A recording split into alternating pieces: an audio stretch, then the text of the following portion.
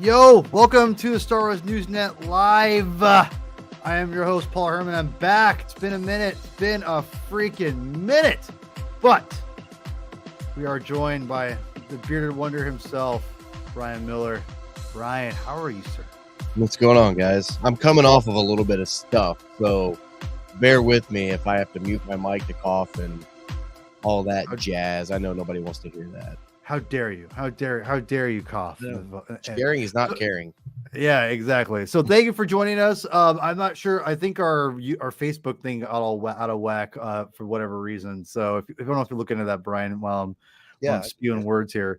Anyway, thank you for joining us. Star Wars Newsnet Live is your show to get your opinions, your insight, because it's for you guys. It's not really for me.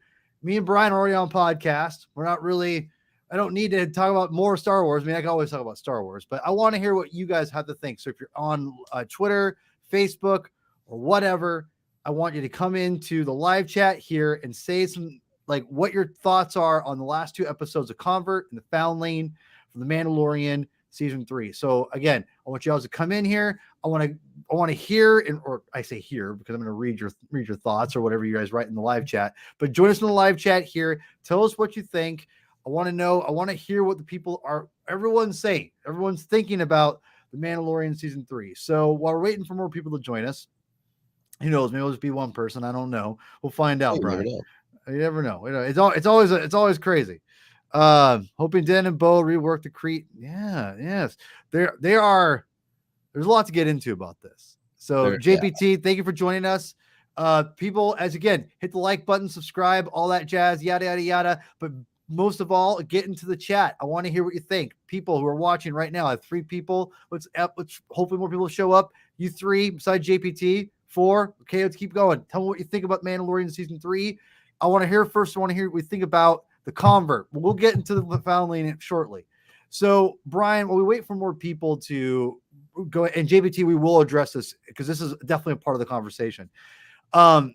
What is your thoughts on the Convert itself? There's a little bit of a controversy with it, a mild controversy, that is. But what's your take on the Convert? I really liked it. I thought it was nice. We still got Mando and Bo and Grogu beginning and end, capping the episode off, starting it off. We still got that, but we got this cool little side story inside of it that shows us what, Dr. Pershing was up to, what's going on with him. And we got some nice little looks into like what the New Republic is doing right now. We got some mentions of the fleet getting decommissioned, of the Alliance fleet getting decommissioned. We got them salvaging this Imperial stuff. I really thought it was a cool episode. There was a lot there to unpack.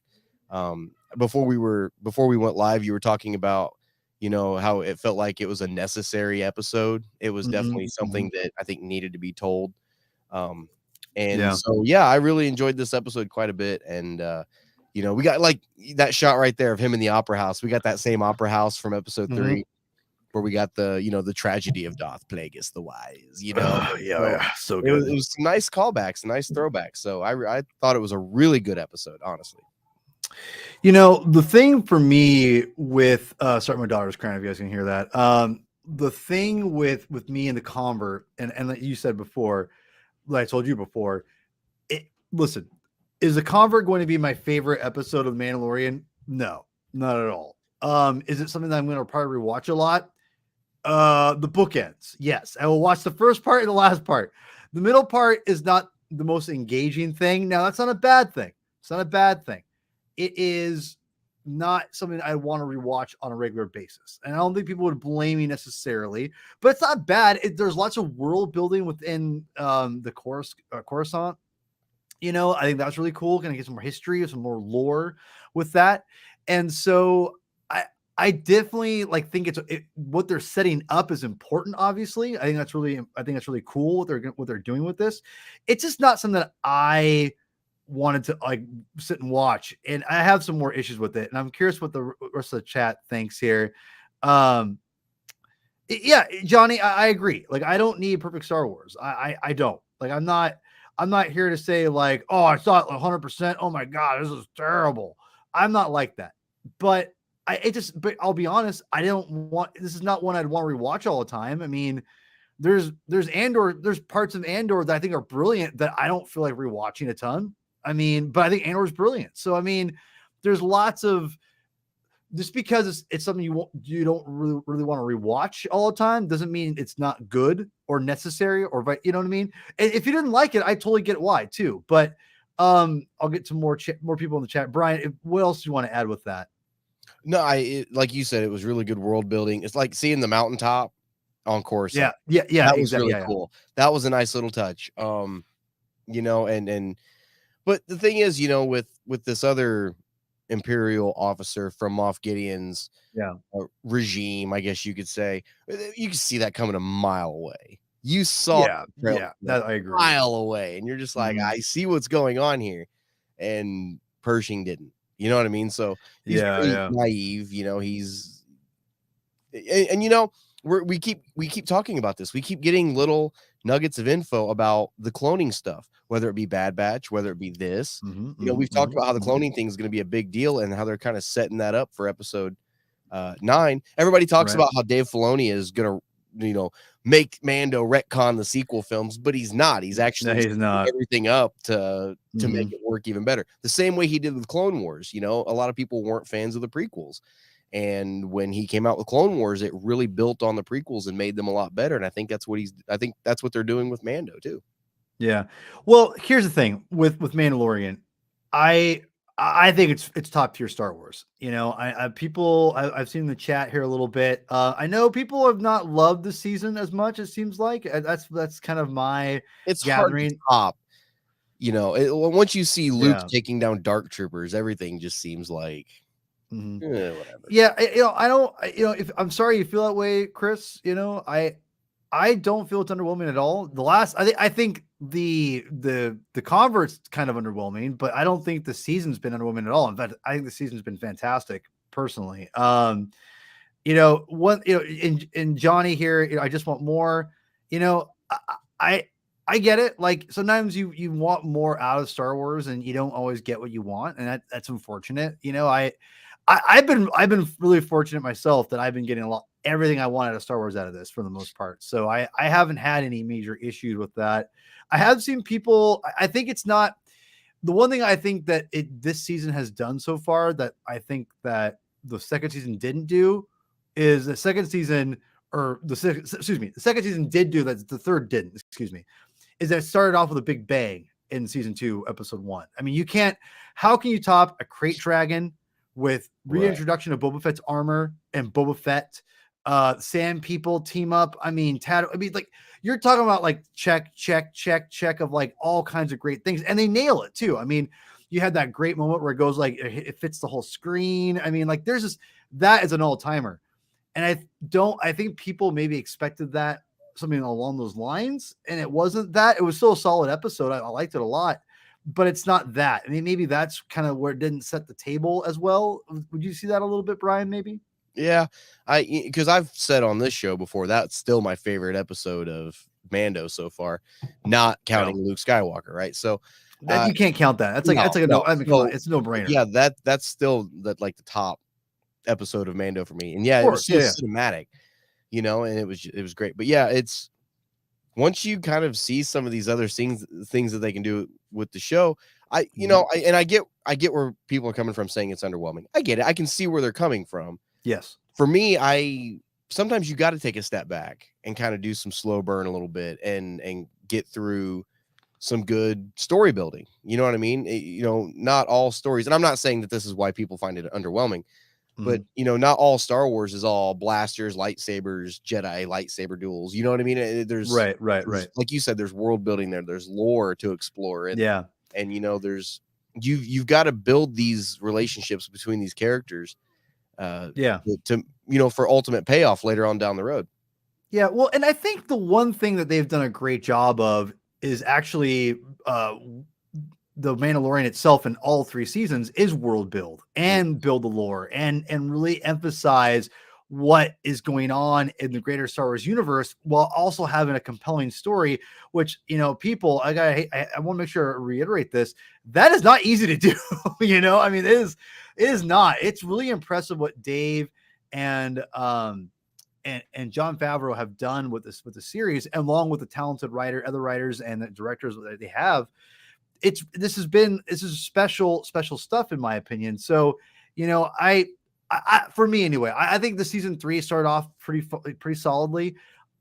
And really quickly, we're talking about the convert right here, and I want to get into something that Chris said here in a second, but I think that Minds of Mandalore may be one of my favorite Mandalorian episodes ever. That was, I thought, just brilliant, like just fantasy elements with science fiction with, time machine reference with those ogre things. And again, the ogre thing, which is a time machine, reference, whatever, like that's building the lore of Mandalore. Cause they talk about all these things live on the outskirts. I'm like, I had no idea this would happen. I mean, I'm sure other people didn't either. I'm not sure if they were in the legends or not, but anyway, I do think that this season's done a great job of setting things up, and it definitely is setting up that our homie here, Bo-Katan, I mean, she is like, we'll get into the Foundling in a second, but she's becoming like almost like the show's called The Mandalorian. Is she going to be now like not just a supporting character, but a co-lead? Is she a lead now? I don't know. I'm curious. Really quick before you answer that, Brian, I wanted to go to Chris here. Yeah. Chris, again, this show exists because, I say this show being this show we're on right now, it exists for people like yourself to express and explain what's going on. Because I want to get to the heart of what is not for you exactly, or what is for you, or what isn't, like what is jiving, what's not jiving. Really quick, and maybe you did in the next comment. I apologize if you do. I apologize. If not, let me know what you think. There you go. Thank you. All right. Yeah. I mean, I don't know. I don't know. The Mandalore thing has been interesting to me. I've had no issues with it. Brian, what's your take on the whole Mandalore itself issue? I'm interested in it. It's at this point, it's kind of pertinent to the story of the Mandalorian, of Din Djarin. Right. We've throughout all, every episode, I shouldn't say every episode, but all 3 seasons so far, we've seen this running theme of the Mandalorians in hiding. The Mandalorians are no longer on Mandalore. Mandalore has been destroyed. We had the Night of 1,000 Tears, and so right. That's why all these Mandalorians are hiding, whether, on all these different planets and different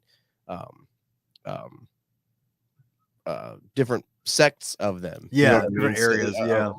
And so now that it's coming down to this, like Din had to go do this. He had to be the one to go find out Mandalore was not poisoned. He had to be the one to go find out the mines were still there. He had to be the catalyst that brought about them finding out about the mythosaur, so I feel like it's pertinent to the story because now he's come back. He's brought a convert with him. He's brought Bo-Katan of Kryze, like literally Bo-Katan, who used to rule Mandalore, brought her and and now they know Mandalore is safe, that they could go back to Mandalore if they want.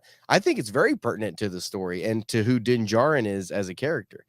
I mean, the title, The Mandalorian, if he is the Mandalorian, it said in the title, he's Mandalorian. There's a creed there, and everything that creed is built on is the planet Mandalore, is that lore, is that world, and everything that has to do with it. Who's leading Mandalore, everything. So it feels like it's pertinent to the character, the Mandalorian, to Din Djarin himself, but also to all the rest of the Mandalorians. Yeah. Well, that's a great point. I kind of, and maybe this is like everyone else is saying this, and I just haven't heard anyone else say it, but it definitely feels like, the Bo-Katan could be that like it could be the Mandalorian too. Like we don't know. I mean, the one thing they're kind of doing right now, they're kind of doing a little bit of a Game of Thrones thing. They're kind of interweaving different storylines together and different ideas, and like they're building towards something. It feels like Game of Thrones did. Again, I read a number of the books. I love the books, but I don't read prose, so I kind of stopped. But it's very hard for me. I love comic books too much. But the one thing that whole series was doing, they had a lot of different characters, and this is not that, but they were building towards something, right? And it feels like there is this. It's building, and they're building up different characters as they're building up. It's not just about one guy anymore, because you got Bo-Katan, you had Boba Fett spin off in his own thing. And now you have, because it almost feels like we're getting Thrawn and Ahsoka, like, right? And the whole Rebels thing is going to come into play at some point. Mm-hmm. The interesting thing is is that going to now intertwine with this whole Mandalorian thing? Will this all be wrapped up in this one season? Or right. Or will the Mandalorian storyline interweave with Ahsoka and then interweave out of it? No, into I don't know. I think I see what you're saying. I think from here, I think Mando is going to stay its own thing for now.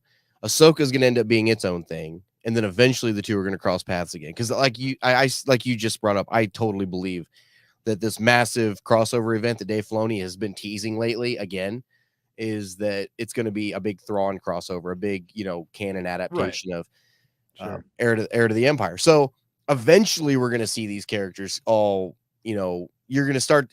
I think. It may not be. It's not going to be this season. I think because Jon Favreau has already said he's got season 4 written. So I'm going to guess, because by then we'll have the first season of Ahsoka out. We'll have been reintroduced to Thrawn. We'll kind of know what's going on with that. So by the time that 4th season of Mando rolls around, I think that's when you're going to start seeing everything kind of inching towards this breaking point. And every show, whether it be Skeleton Crew or if we get another season of Ahsoka, you know what I mean? You're going to start to see everything slowly coming to a point where everything is starting to cross over. And then boom, you're going to start to see more and more references to each other. And then eventually they're just going to pinpoint and boom. And that's what it's going to end up being. So for now, I think they're going to stay separate at this point. All right. People in the chat, do you think? Yeah. And that's how I feel too. I feel like they'll be separate. They'll interweave at one point, and then Mandalorian will go out forward without the Ahsoka character and the Rebels characters, and they may go off through their own thing. Who knows? It's a mini. I know Ahsoka's a mini series. It's a limited series. It's not an ongoing series like the Mandalorian. So that there is that. People in the chat, let me know. Do you think that the Thrawn is the end game for Mandalorian? Or do you think, like me and Brian are saying, it is going to be kind of like, we'll intertwine, but it's going to go right back out of it and then keep going, doing its own thing.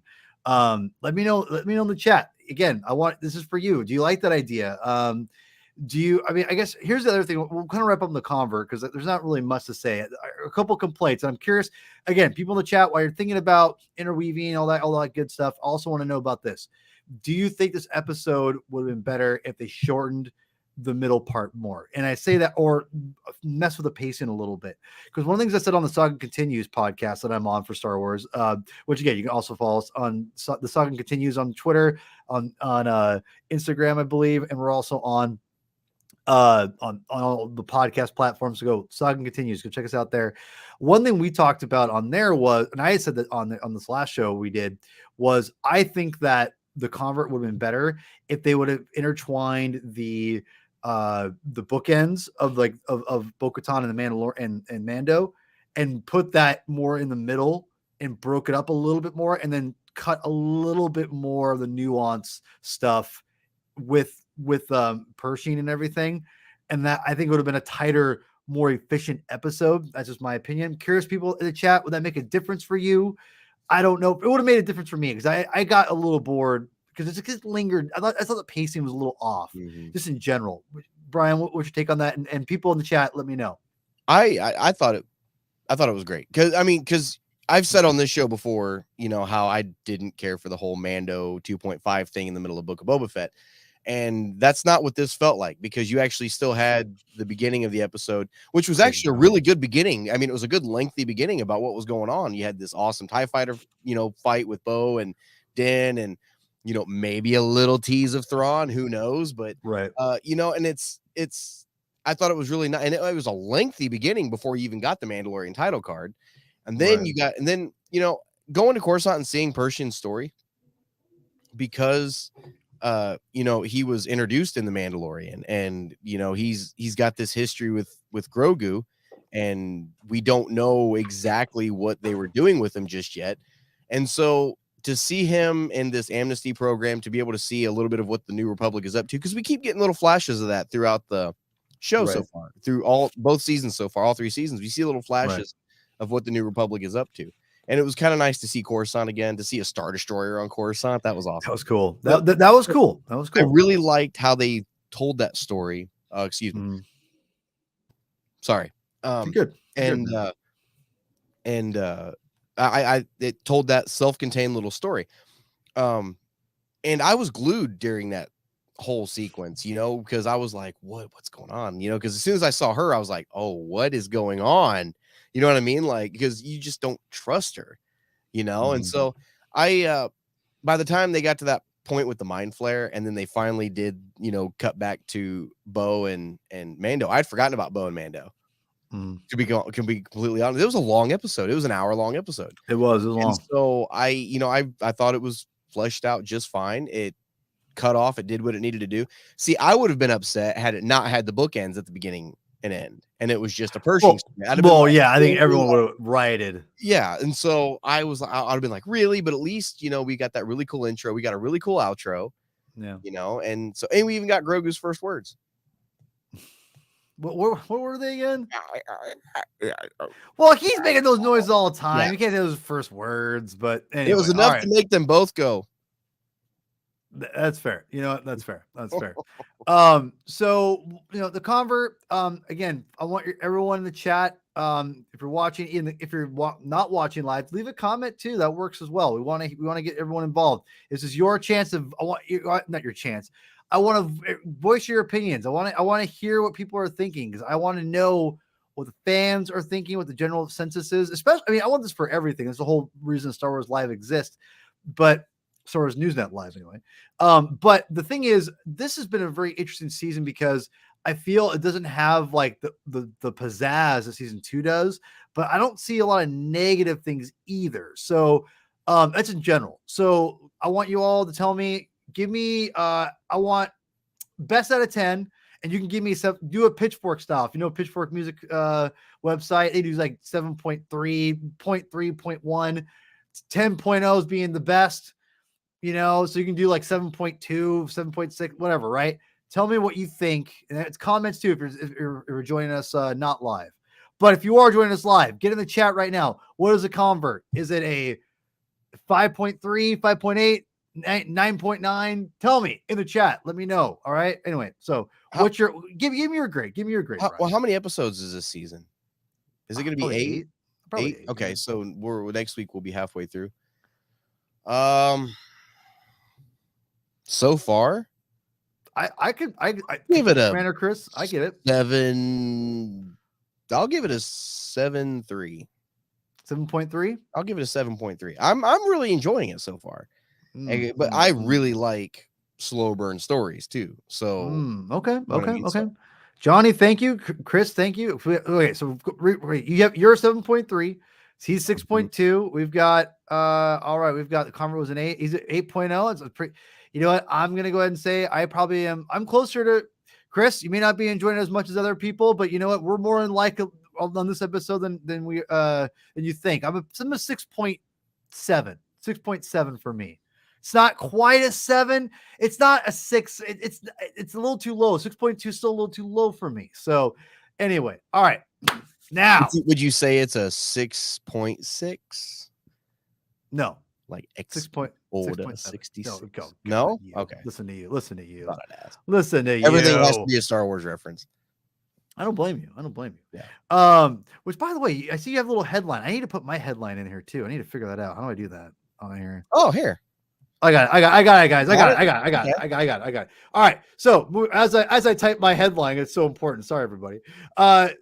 Now the Foundling, different story. What's your take on the Foundling, my friend? Foundling was an alright episode. I actually, believe it or not, I'm going to be in the minority here. I thought Convert was better than Foundling. You're insane. I really explain yourself. I'm in the minority here, and I know I'm in the minority, and that's fine. I don't have a problem being there. I thought this episode was I'll talk more about the other one. So the other one, you know, we just got done talking about how, you know, how much world building there was and everything like that. And the lore behind it, and seeing, you know, this character building. This was a bunch of Mandalorians that watched their kid get taken away and then took 2 days to get to him, and like just took their sweet time to get to him. They're like, oh boy, no blasters because we might kill him, but man, let's just not get in a hurry. My wife said the same thing. And then same thing. Just they spent the night like around the campfire, and I'm like, aren't you guys gonna go like get him? And then, You know, the bird, what was it? The raptor? Is that what they called it? Yeah, I The call it raptor. I thought it was the interesting. raptor, Yeah. which, by the way, looked sick. I'll give them that. That thing looked awesome. Hold on, keep talking about the raptor. The I got graphics on it were on par with the crate dragon. It looked absolutely awesome. Yeah, it was great. It was But great. Didn't spare no expense on that one. This thing has had this kid for 2 days, and then all of a sudden it flies up and spits him out like he swallowed him whole once, and then he just spits him out for the babies to eat. Like, where was he for the last 2 days? Why didn't, like, she tracked the thing back to the nest, but it didn't drop the food off for the babies 2 days ago. It's been carrying it around with it like a Happy Meal box in the back seat of your Suburban. And then you give it to your kid 2 days later. Like, it's like, no, and then he's a foundling, right? The kid's a foundling, which means they found him somewhere, but he's referring to Jon Favreau's character as dad. Like, he's calling him dad, and it's his son. That's his foundling, dude. Like, that's his kid. Chris, come on. Or not Chris. Sorry. Well, Chris is my other co-host on the binge. No, Mr. Miller, me and you both understand how that works. So, I mean, like, because we don't know. And first of all, because we don't know how long he was a foundling with Jon Favreau's character, and maybe like he's like, I mean, listen. I don't want to get too big in our personal lives, but we all know how that works. But that being said, the bird thing is different. I get it. If anyone understands bird, like how that works with birds in real life, is that a thing? Do they save worms days later? 2 days. Well, I don't know. Like, maybe they do, maybe they don't. I don't study birds. And I'll say this: the little paintball crap at the beginning was stupid. That is stupid Mando training. They're just going to stand there 4 feet away from each other and quick draw on each other. That's all they're going to do. Like, are you serious? That's stupid training. You are being negative. That's stupid training. Everybody else is around kicking each other's asses, and these two just shoot paintballs at each other. For the record, they weren't kicking each other's asses, because they had that one part where the guy like puts it like does like a whatever that arm thing where you push it over the shoulder. It was like so obviously like slow and like just right. That's what I'm getting at. Like, but because they're training, training, dude. You can't be like. You can't go 100% on training. Mandalorians don't train. Listen, like wusses. They train against like exactly. All right. Look, Mandalorians training weaker than the clones were in Clone Wars is BS. Because the clones were really going through the paces with these simulations and getting their butts kicked, and the Mandos are just like, oh, step 1, foot here, step 2, twist arm. Like, no. Well, I'm going to say this right now. For those who are watching, I'm gonna again, bird stuff. People, let me know more bird stuff, because they have to have a reason. I mean, you don't have to have a reason in Star Wars. You can be like, well, whatever, Right. I mean, I was a little confused when the kid did pop out. I thought he was alive. Perfectly fine. Help me. Yeah, that was listen, that was a stretch, but you know what? Like, wow, that's interesting. That looked like okay. All right. Yeah. All right. Anyway. Yeah, but listen, it's Star Wars. They have sound effects in space, guys. I mean, come on. That's true. All right. So here's the thing. I'm gonna counter your Mandalorian thing here. Okay. Here's a problem. Here's a problem with that line of thinking. Do you watch football at all? Are you a sports fan? I'm not a sports guy. Exactly. I'm a Star Wars guy. I'm not a sports guy. Listen, I'm a sports guy. I love especially football, big American football. If you're watching overseas, no offense to anyone who's offended by me saying American football. Here's the deal, people. In football, you don't go 100, and this is any practice. You don't go 100% all the time when you practice. You're just gonna get hurt. More than 10. No, not necessarily. In football practices, what they do a lot of drills, and they you have to go through like motions and stretching and things like that. Like, it is a process. You don't just go full bore nonstop all the time. You have to learn the techniques, and before you can execute the techniques. Yeah, but all those ball around is different than killing your enemies and slaying these warriors that you're going to go up against. Dude, you have to learn. Football's warrior. I was in the army, dude. In basic training, we tried to kill each other. Like, they literally gave us sticks and was like, whoever's left standing wins. They just said, like, okay, no training. They didn't say go slow at all. They said just here's how you do it. Exactly. So come on. They told us to go ham on each other. That's literally what we did. But hold on. But just go ham. They didn't show you how to do anything. They put a giant Q-tip in my hands, put a helmet on my head, and said, go, don't fall down. And they put us against each other. But to me, it's different. It's okay. Again, I listen. I've never been in the army, so I'm not going to say what they do and don't do. All I'm going to say, in the course of the Mandalorian, it looks to me like they're training for in general. It's not like a go ham on each other nonstop 100%. It definitely looks like it's a very conscious thing of like, this is how you shoot. This is how we set up this, how we set up that. Like I bring up my football analogy again. Okay. So that's just how I would say, that's what I think anyway. So, I like that part. I will say it was a little bit of a stretch on that too, but I like the fact that Grogu like did the little paintball thing, all I could exactly. Yeah. All I could think of during that was Pablo Hidalgo, or not Pablo Hidalgo. I'm sorry. Pedro Pascal. Sorry, there's too many P names.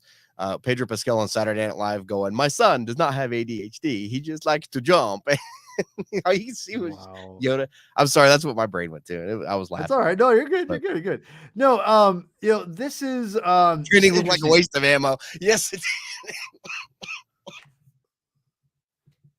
yeah, I mean, yeah, it did.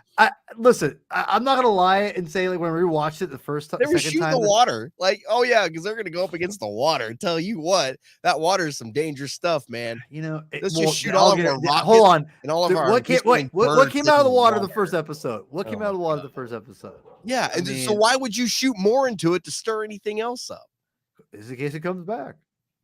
Why? Yeah, but why would you waste all of your ammo? It's Star Wars. They have unlimited ammo. It's got to recharge. It recharges. It doesn't need ammo. No, whiskey birds don't recharge. Those are made. No, hold on a second. Hold on. When I play Battlefront, goddamn it. Okay, like it recharges. Okay, the jetpacks are made. They don't just like automatically like another one pop up when you fire one. Yeah. All right. Yeah, that was that. Yeah. Listen. Listen, the logic on this episode is not. It's not there. It's not there completely, but it's not there on a lot of different shows I watch. So I'm not gonna knock it against it because listen, I thought this episode was really entertaining for a number of different reasons. I like the fact that you see like Mando and Grogu training. I like the fact that like there is some kind of they're emphasizing that he is going to be a Mandalorian. And in some way, how that all works out, we have no freaking idea. But yeah, I don't know. I'm curious what you're what Chris, you're bringing your A game today, homie. You're bringing your A game. I'll give you that. I'll give you that.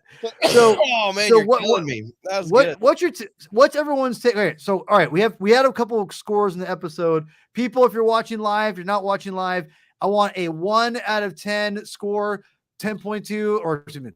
That doesn't work. 10.0 being perfect. You can do it like we did before. I did a 6.7. We did 9.3, 8.5, whatever you want to do. It'd be a 2, 1, 3.5. Some people already kind of gave their scores. We'll go back to it. Put those in the chat. We'll kind of do it towards the end again. Brian, what's your take on Baby Yoda Grogu with this whole like huge big with his like Captain America shield sized chest plate now? Yeah, like, what's your take on this? You probably hate it. It sounds like. Well, I didn't hate it. I don't know why. That's fine. I don't know why she just made a big round disc. Like he's already got a Beskar shirt. He's fine there. Like. Yeah, it is kind of weird. Why didn't he get a helmet? Like, why didn't he get, he doesn't need a helmet. Why didn't he get his own little gauntlet? They already gave him a training gauntlet that he obviously. No, hold on. He can't have a helmet because he has to say the creed. Okay, that's true. You're not wrong. But then why didn't they give him a little gauntlet with some like little whistling birds? Like he obviously ready just learned how to use a gauntlet. So he's not ready yet. Man, I don't know. It was cool seeing the Mudhorn signet like welded onto it. That was cool. And that he matches Mando. That was really cool. But just a big disc, like she couldn't have made it like in the shape of like a little Mando chest plate. Like Chris again. Yeah, see, Chris is practical. Oh man, Chris is practical. I like Grogu's big on the snack attacks, man. And tell you what. Yes. Yeah, exactly. He's gonna be in Public Enemy, probably, right? Like with a big old clock, right? Flavor Flav, man. Come on. I love Flavor. That's good. I give this episode a 5.6. 5.6. Dang, man. You're You're ruthless on this I like one. the other one better. But don't get me wrong, it was still good. Wow. But like you said, with the last one, I don't think it's one that I would just put on to rewatch. Interesting. Or I mean, the last one you mean? You wouldn't watch The Convert? This one. I would watch This The one? Convert, but I don't know if I'd put this one on to watch again. Wow, you're harsh. You're definitely Sorry, insane. You're insane on that one. So here's the thing. We're gonna get to the yeah, exactly. I'm with Johnny G on this one, man. You're a little harsh here. All right, so the bird thing. Listen, the raptor. I thought the raptor was cool. We got bigger fish to fry here in a second, or bird to fry, you could say. Am I missing this? These comments they're coming in hot. No, they're good. They're on fire tonight, man. You guys are going good. Yeah. Wow. They're on point. Wow. Dude, Chris, you can't do that. No, don't give in to hate. Hate leads into the dark side. Let homie. You the know hate this. flow through you. No. All right, so here's the deal. Raptor, I like this. Listen, the bird thing, not the most like practical, but listen, I still liked it all. I liked when the freaking things came back out, the new Foundlings. I like that. I want to really quickly before we get into the Grogu stuff. I want to say this is where I'm really digging Bo-Katan's character moving on in the series, and I love the fact that she's become a part of them, and I love that we got more information about Mandalorians. Everyone's like, well, how do they eat? And she she's the audience, like, well, how do I eat? And he's like, well, you find a place and you just go do your thing. I'm like, huh. That's practical. I kind of like that. That was even though earlier on in the series you see Din Djarin, like they hand him something, and he like lifts the helmet up just enough, and he's like in front of everybody because no one knows about it yet, bro. It's different. It's different. I get. Listen. We can go back and retcon everything. Okay. I know. Let's not get. Once they establish something, dang it. Let's listen.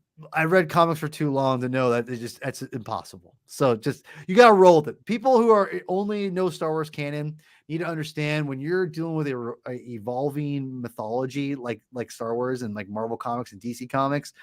Get ready for retcons of retcons and like all the time, yeah. Well, we're right, but you just gotta roll with these things a little bit. That's all. I'm not saying you have to. Retcons happen all the time, but when the thing that's getting retconned is being retconned by itself, contradictions happen. How about this? Contradictions will happen a lot. Okay, let's just say. Okay.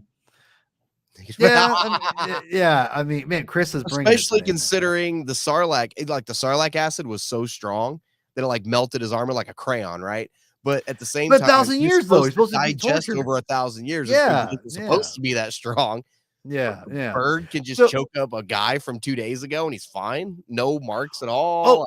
By the way, I don't think Mando. And again, you might correct me. You corrected me last time when we did when I got the Mandalorian and it being in the Book of Boba Fett for 2 episodes, not one. But didn't Din Djarin only drink something, not eat something? I think he only drank something. Still drinking. Soup is food. Soup is not a drink. Didn't eat it. There's food. He drank it. He drank it. You don't drink soup. Yeah, you do. You drink soup. What do you do? I don't eat soup. I drink soup. You're a psychopath. I sip it. But that's not eating. Sipping is not eating, sir. I hate to break it to you. In my opinion. Freaking Chris. The bird kills by waterboarding. The suplex, Chris. I still think the suplex one is your best. That was good. I don't know if you can top yourself. All right, so let's get into. All right, so I just want to say, in all seriousness, I do love where they're again the whole Game of Thrones idea they're building towards. I think Bo-Katan's character really interesting. I think I love where they're going with this, and I really hope that. I like what they're doing with her. I think it's been great. It's been a pleasant surprise how much she's featured in the season and how much I've really enjoyed seeing her. Because I like Katie Sackhoff. I've never watched Battlestar Galactica, and I don't know if I ever will. One of my best friends always raves about it, and he wants me to watch it. I'm like, I'll watch it later, and whatever. Bears beats in Battlestar Galactica, man. Hey, I heard it's great. So getting off of that, and again, tell me what your scores are, 1 out of 10 for the Mandalorian. Let's keep it going. So the one thing I'm going to ask is, my wife said the same thing. She was like, "Is there something going on between them?" Oh, I mean, there's all. This is the way. Yeah. Hey, this is the Yeah, they're chastity belts, basically, right? The helmets are chastity belts. So anyway, keep everyone in the comments and live chat. Keep giving me your scores. I want scores for the Foundling. Okay, let's go to the meat. Before we wrap up here, we got a little bit left. Let's go to the meat on the bone here. Let's talk about this episode. The most interesting part. Yeah. Let's say again, which is saying something because I think the Bo-Katan stuff is pretty interesting too. Is Grogu more origin for Grogu? And I'm going to say right now that this is fantastic, and they are doing a great job of really giving us not too much of his origin, but just enough to kind of whet the appetite. Right. So now it'll be like 10 episodes before we see anything else on it. Right. Well, no, I don't know. To be honest, I don't know. And I do have a question to propose to everyone here in a minute. But tell me what you think of this part of the episode. This one, Yes. The fact that Ahmed Best is back as what was the name of his character? It started with a K. I don't remember. Cameline or something like that. Dude, when they put Grogu on that lift and it started to go up, and then you see like the lights flashing. Yeah, I was like, they're about to do the same thing they did with Luke Skywalker. Like during that hallway scene where those lights flash, doors open, he comes out like a badass. And I was like, who is it? Like, we're about to see who's there. Like, I didn't know if we were going to get Sam Jackson. I didn't know, if we were going to get I didn't think about that. Wow. Like, I didn't know who we were going to get. And then when the doors opened and Best is standing there, I'm like, oh my God, what? And like, even my wife's jaw dropped, like, what? And the thing is, he was a badass. He was a badass, dude. Like, don't get me wrong. I despise the character Jar Jar Binks. I just do. It's not his fault though. He's not the one that it was. Harsh words. Yeah. Ryan's negative today. He got sick. He just got super negative. Right. Oh man. But it's not his fault. He didn't write the character. I get it. It was the directing. I get it. And so all this stuff that he went through with the Jar Jar Binks backlash and everything like that, where he was suicidal for a while, to see him be able to come back like a badass in this was so cool to see. I don't want to say he was redeemed because he never really fell from grace. It was just, I don't think he was redeemed at all. I think it was really cool to see them bring him in, that now he won't just be remembered for Jar Jar Binks. You know what I mean? Yeah. And the fact that he played a Jedi, that game show they had on Star Wars Kids, he hosted that as a Jedi. So is this the same character? Yeah, get someone in the chat. Yeah, could someone in the chat help us out? Because I meant to research that, but I got lazy and got busy. So then it was really cool seeing him as a Jedi. And I hope he sees this, and he's like, I hope, because he was awesome as a Jedi. He was the last person I was expecting to see when that door opened, and it was awesome. The thing with me is that I was surprised, and I was surprised to see Ahmed Best. So I got ruined for me that someone had tweeted out that he made a cameo, but I didn't realize he was gonna be a Jedi. I mean, that's cool. The thing for me though was Jedi. Oh God. The thing for me was rocking 2 sabers. Yeah, and one of them from a dead Jedi that was in the turbo lift with Grogu as he was coming up. Yeah, that was pretty rad. That was pretty cool. Sick. There were some cool moments here, and I love the chase scene. The chase scene was fantastic. It didn't feel like the Vespas again. It actually felt like a chase scene. And when he landed too, and he charged with that tongue action, man. Tell you what. And but when he landed, and it was a Nubian ship, it was the Naboo that he gave. Yeah, that he was going to hand Grogu off. Yeah, that was interesting. So cool. So now I'm really itching to see, where he ends up. Man, he was going to Naboo. I mean, that was a Nubian ship, right? So is that where they were going? See, that's what I don't know. The people in the chat, where is Grogu headed? Is he going to Naboo? Is he going? Where is he? Where is he going? Because I have no idea where he's going. But it's obviously, it's been very clever what they're doing by building up towards like this reveal, right? Like they do a little bit at a time. And it's like the hot potato, like, oh, sure, the child keeps going from place to place to place. It's going to be interesting where, how they tie it into everything, because the one thing I will say, and I meant to talk about this on the not the convert, but it was a convert, excuse me. One thing I thought was interesting was that John and Dave have done a great job intertwining and enriching different aspects of the trilogies, of prequel to original to sequel trilogy. And like we have things like if R4, like an actual like prominent character now, which I never would have guessed in a million years. It doesn't feel forced. It's really impressive. Can you I imagine? say that. Sorry, I'm not to cut you off. Real quick, can you imagine if Din Djarin had R5D4 with him when he met Luke Skywalker, and Luke was like, like that's the droid that I almost bought. Like, I don't know. I just thought that would have been. No. And that's the thing is like, you know, I think that there's a lot here that, in my opinion, that was what I'm looking for.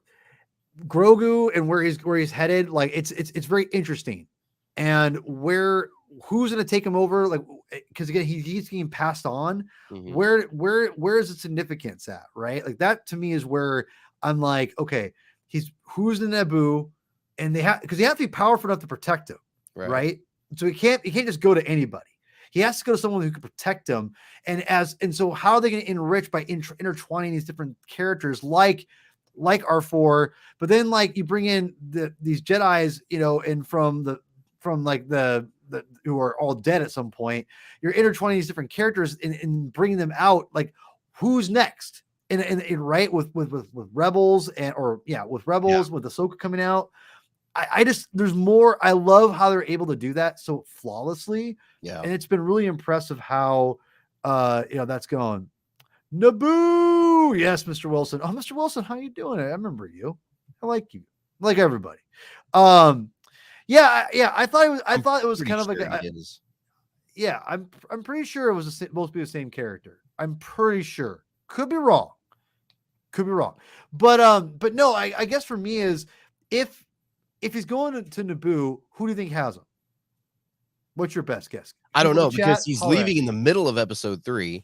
And so it can't be Bail because we know what Bail's doing right now. Yeah. He, was at the Jedi Temple already. I mean, he watched George Lucas's son get killed. And so I don't think it's going to be Bail. But however, we do know that Ahsoka was on Naboo at one point. It wasn't because she was there for Padme's funeral. But Bail was there too at the same time. So, I mean, man, it could be anybody. Oh, dude. Could end up being anybody. What if, dude, and this is probably not going to happen, but what if Grogu is actually Ahsoka's the one that takes him and doesn't want to reveal to Din that she knows him. And that's why she's able to say Grogu. She's like, his name's Grogu.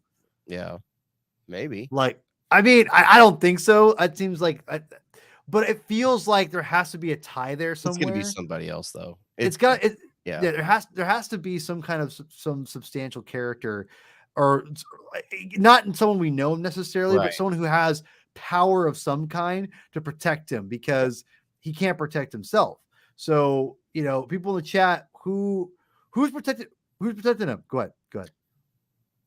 I submit the following.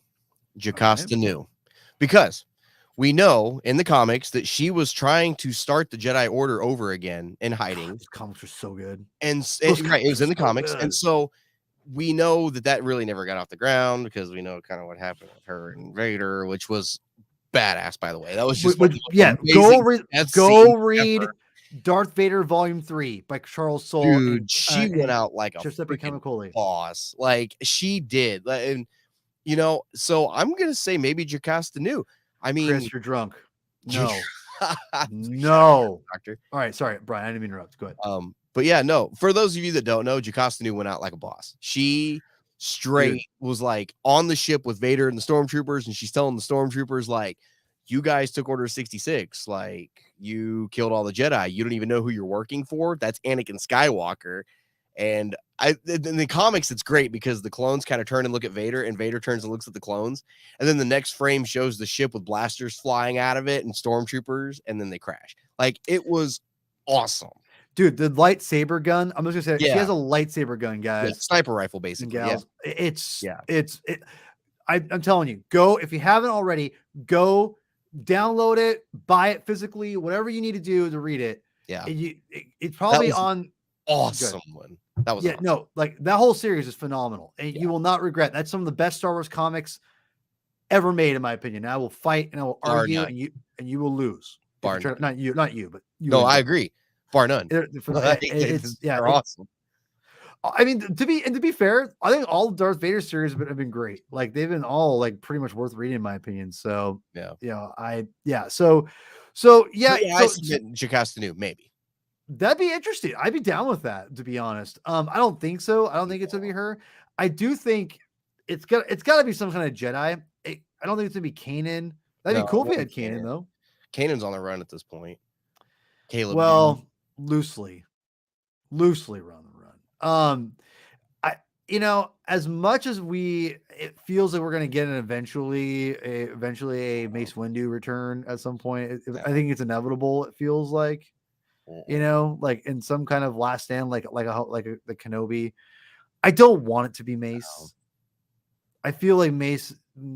I mean, but you know what? Here's the thing, people. I bring up comic books all the time, right? Like, and when I say comic books, I mean like Marvel and DC, because Star Wars is best, which is I think it's incredible what Star Wars is doing with emulating all different canons together. The thing about with this evolving mythology is that I don't mind, like if they do something I don't want to do, like a Mace Windu, I'm fine as long as the story is flawless, or not flawless. Excuse me, that's not the right word. As long as it's really a good story and it's worth telling, I'm all in. I'm open for anything, to be honest. If it's a good story because for those who read Marvel and DC comics, there's been plenty of times like I'll bring up Hal Jordan as Parallax. He was a villain, he's an evil guy, and then Jeff Johns writes Rebirth and is maybe one of the best retcons of all time. You know what I mean? Like, so I say that to say you can do that if it's the right story. So if someone has if someone came to Lucasfilm and said, I got the perfect Mace Windu return story, and he or she drops it and they're like, damn, we got to make this, then by all means, effing make it. But if you're not, and you just want to do it because you want to just make a Sam Jackson movie, hell no. Yeah. It has to be an inspired idea. You can't give me this whole, like, let's make us, we need to make it. No, that's where it gets Star Wars in trouble in general, for the most part. Yeah. It's like, they just don't know what they're doing. They're like, well, we just throw this out the wall. It's like, unless someone has a premise already, the premise has to be good. That's the key there. Right. And it has to be the premise. So if Mace Windu is a part of it, that premise better be ironclad. What you're 100% confident with it. Because if it's not, people are going to tear it to shreds. And even though I like Kenobi, it's going to be like Kenobi, but even worse. Yeah, probably. So anyway, let's get some of these comments here. Sorry, I don't know if I got it here. Yeah. He's got people everywhere at this point. Yeah. He wasn't, Palpatine wasn't. Yeah. Because I think this I'm thinking of post Return of the Jedi. No, we're post Clone Wars at this point. Well, no, I know, but I was thinking of Naboo after post Return of the Jedi, of all that stuff. So yeah, I'm not sure what the significance of Naboo would be. He is. Yeah, he is. Can you imagine Best Jedi delivering Grogu to Jar Jar Binks? I have no idea what this means. Slip Harder Dead's belt. Nightfall, Slip Harder and Dead's. Yeah, dude. I know exactly what he's talking about. What are you talking about? I have no idea. Nightfall, the comics. Wait. You mean Nightfall, like the Batman story? That's what I'm assuming he's talking about. Hold on. Chris, are you talking about Batman? Batman, yeah. That's okay. Yeah. Yeah, he's not wrong. Nightfall's that's a whole, you know what? That's a whole different podcast that we can talk about eventually on my own show, which we'll be eventually doing at some point in my time on the Comic Binge, y'all. So if you're talking about comic books on Batman Nightfall, go sub to the Comic Binge. We're going to talk about it at some point, and we'll be pimping that out. We only got a few minutes left. So, all right, people, give me your last bit. I want your last minute thoughts about the Convert and the Foundling, your scores. I want all that stuff. Brian, kind of final thoughts on this. Give me your final thoughts on the season overall so far. I'm liking the season so far. I'm really enjoying it. Like I said, I really like slow burn stories. So, it's not. I don't think either of the last 2 episodes were wasted. Even though the Foundling was an okay episode for me, and except for the flashback stuff, which made it for me. But I think it's all right. I think we definitely needed the 2-year break in between seasons. I think that was definitely needed. But I'm enjoying it so far. I'm waiting for Gideon to pop up. I really thought Gideon was going to pop up by now, but we'll get there. And I'm anxious to see where this season's going to end up going and what the finale is going to look like, because these finales, they always slap, man. They never seem to disappoint. So bring it on. Yeah. Well, I can tell you right now that I think that, again, people join the live chat. Tell us, you give me your best 1 out of 10. Could be a 2.5, 8.9, 7.3, whatever you want. Give me your scores if you haven't already. I want to throw them up there for the Foundling. Tell me, I'm going to give the Foundling personally probably a 8.0. I loved it. Warts and all. I loved it. It doesn't get a perfect 10 because of the logic. It's just, that kind of stuff. But everything else, I loved. I loved the paintball at the beginning. I loved all that. So, again, thank you, Chris, for the 7. And Chris, if you want to argue about comic books, Comic Binge, my friend, if you haven't already, which I'm assuming you probably have, because I have a small channel. No one gives a crap on my channel. But go subscribe to the Comic Binge. We'll pimp out things here in a second. But yeah, I like this. I like this. I like this season quite a bit, actually. I've been really enjoying it. And Mr. Wilson, I'm with you. I'm with you on this. I'm with you. He's talking about the convert, I assume, for the gunship alone. Yeah. I mean, you're not wrong. I mean, no, it's not. No, when they were chasing down, you're chasing them. Yeah. You're not wrong, Johnny. Like, you're not wrong. I definitely feel that one. So, keep the scores coming. I'll keep it going for a little bit longer if y'all want to jump in here real quick. So yeah, dude. Battle for Endor. Yes, Thank you. I said the same thing. I was like, man, it looks like a lot. This reminds me of a whole Battle for Endor, dude. Thank you. I meant to say that earlier. Thank you. Also the convert episode, after they took out all the TIE fighters in the beginning part of the episode, when they finally got all of them and they were flying side by side, for some reason, the shot, the terrain, the N1, like for some reason, all of it reminded me of Starfighter, like one of the first levels of Starfighter. And I was like, I don't know why it made me think of that. I don't know if it was the setting for it or what, but it was cool. Yeah. So, everyone, thank you so much. I'll keep the comments coming, guys, as we're, I want to hear your scores. Give me some scores. I love it. And everyone, thanks so much for joining us. We're again starting in 2 weeks. We will be back. I'll be back with Brian. We'll be doing Mondays. I can't do every week, unfortunately, right now, but for the time being, we're doing every 2 weeks, and to be on Mondays. So Mondays at 8 p.m. Pacific time. Please join us. So it won't be on next Monday, but the Monday after, barring anyone getting sick, me or Brian. But thank you for being patient and being with us. And again, keep giving me your scores. We're gonna a couple more minutes here. Brian, go ahead and pimp out. I will link. I'll link. So bad with linking stuff.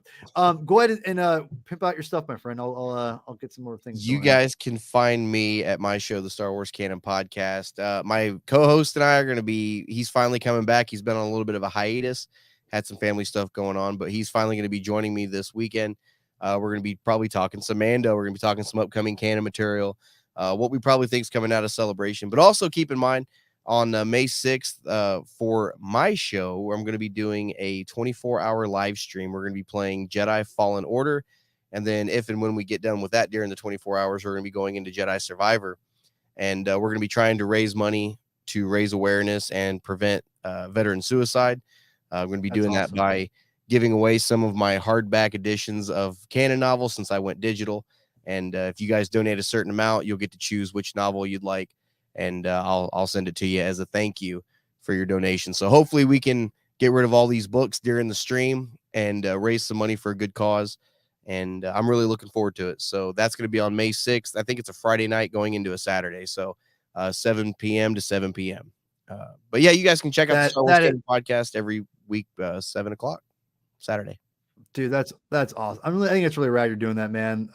That is, you you guys, I love giving back to people and things like that. We need to do that more, in my opinion. Mm-hmm. So here, not to take over, but here I got the no, please. There you go. Yeah, please. So that's the graphic for it. That's all the info you'll need for it. So, oh, dude, Banner Chris does he does it in real life. He does suicide prevention in real life. That's awesome, man. That's freaking awesome. Yeah. Listen, as someone, I don't want to get too heady here, but I'm just going to do it because I take this very seriously. I have lost someone very close to me to that somewhat recently, and I can tell you right now, it is something very close to my heart. Anyone who does that, my heart, thank you so much for what you do. And people out there, please support your people out there, and they support people who are support prevention, but not just that, but support the people around you, because you really don't know who's hurting and how much they're hurting. So please go out there. So anyway, thank you, Chris. Chris, you were awesome today. Mr. Wilson, you were great. Johnny, you were great. JPT, I'm not sure if you're the same. Everyone, thank you so much. A couple weeks we're gonna be doing this.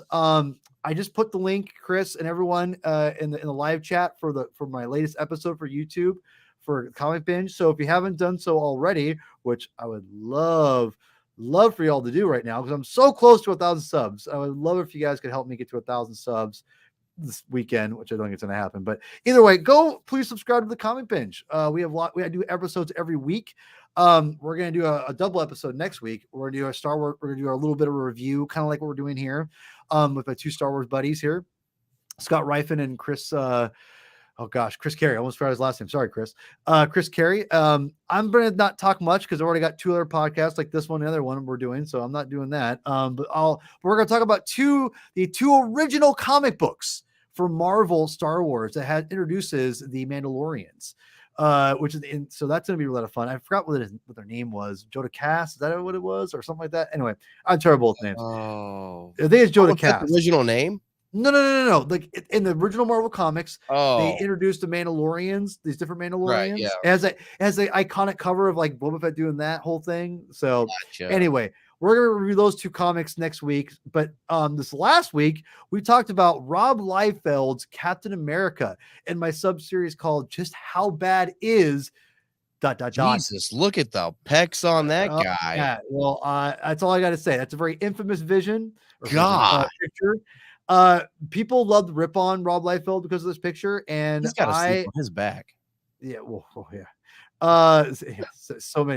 so many Chris's. I understand. So if you guys are wondering what the heck that's all about, go check out the latest episode. I put a link in here in the live chat on the Comic Binge.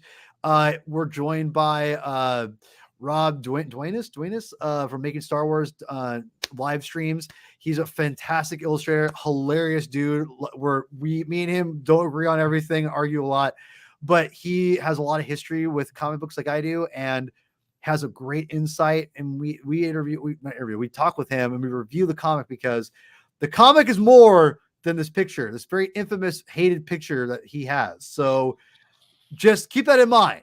And it's a little bit of a clickbaity headline, but it works. So go check it out. It's great. I'm glad I was correct. So anyway, thank you, Chris. Making Star Wars, the Comic Binge I call it Marveling Star Wars. We do a lot of Legends and canon stuff. We intermix it. So go check out the playlist, Chris, on that. We've got a lot of great stuff on there. So please check that out. It'd be great. And Chris is awesome. Chris, you're great. So anyway, thank you for joining us. We're gonna come back in 2 weeks, or not this Monday, but the Monday after. What date is that? Can you help me out here? What date? What it is? What, 2 weeks from Monday? Yeah. Hold on. Look. I'm looking right now. The 3rd. The 3rd. Okay. April 3rd. Getting ready to go into celebration. Perfect. So April 3rd, we're going to be coming back Monday, 8 o'clock Pacific time. Everyone, thanks for joining us. I almost called you Chris again. Too many Chris's. Brian, why don't you take us out? Hey, guys, thanks for joining us this week. And until 2 weeks from now, may the force be with you guys.